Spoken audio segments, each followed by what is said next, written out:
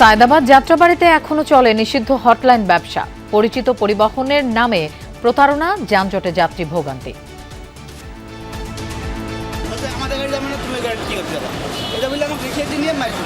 হানিফের ব্যানারই এমনভাবে ঢাকা, চট্টগ্রাম, কক্সবাজার লেখা, যেটা আপনি চিন্তাও করতে পারবেন না যেটা অরিজিনাল না ডুপ্লিকেট।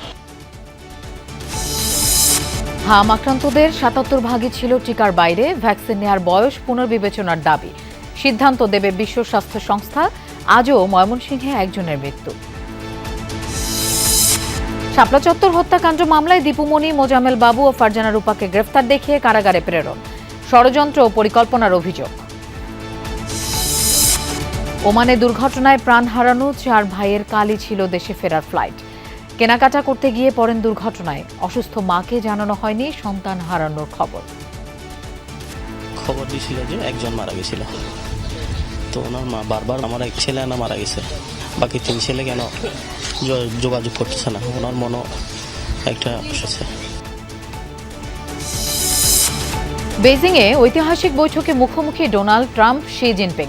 বাণিজ্য ইস্যুতে একাধিক সমঝোতা আসতে পারে। বিনিময়ে চীন কমাতে চাইবে বিধিনিষেধ।